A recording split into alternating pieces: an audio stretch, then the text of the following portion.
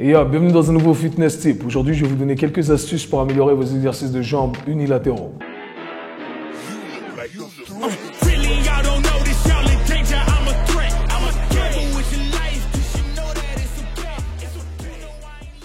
Avant toute chose, n'oubliez pas de cliquer sur le bouton s'abonner et sur la petite cloche pour recevoir les notifications, ainsi que sur le petit pouce en l'air pour laisser un like sur cette vidéo.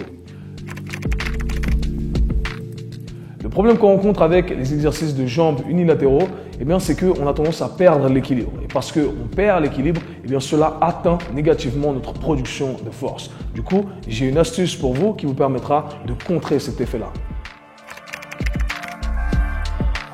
Donc, comme expliqué, lorsque notre corps sent qu'on n'est pas stable, il ne nous permet pas d'utiliser notre capacité maximale de chaque fibre musculaire. Donc, pour contrer cet effet-là, on doit simplement donner cet effet de stabilisation, cet effet de sécurité à notre corps et ensuite on pourra maximiser notre potentiel, c'est-à-dire qu'on pourra produire un maximum de force et toujours continuer à viser les mêmes tissus. Le problème, lorsqu'on perd l'équilibre, on peut éventuellement monter la charge, mais du coup, on n'est plus en train de solliciter exactement les muscles qu'on aimerait solliciter avec l'exercice sélectionné. La solution à ce problème est d'utiliser une légère assistance à l'aide de sa main, ce qui va enlever le facteur déséquilibre. Votre corps va se sentir stable, il va donc vous permettre de produire un maximum de force en visant exactement les lignes de tissu que vous cherchez à solliciter. Je vais vous montrer à travers quelques exercices comment j'utilise cette astuce dans ma pratique de tous les jours, sur moi-même et avec mes clients. Le premier exercice que je vais démontrer est un single leg deadlift. Plusieurs variations pour le faire. Vous pouvez utiliser la charge uniquement d'un côté. Une variante que j'affectionne particulièrement est celle avec la safety bar.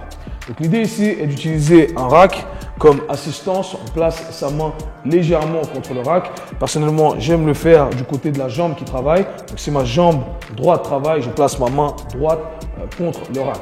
L'idée, c'est d'appliquer légèrement de la force contre le rack lorsqu'on sent qu'on est sur le point de perdre l'équilibre et de compenser avec d'autres tissus.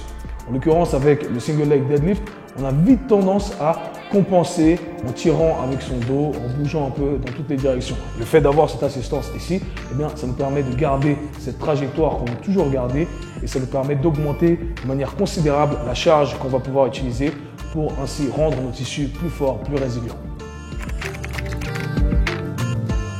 Une autre variante que j'apprécie également utiliser est la variante du shrimp squat, qui est le squat crevette.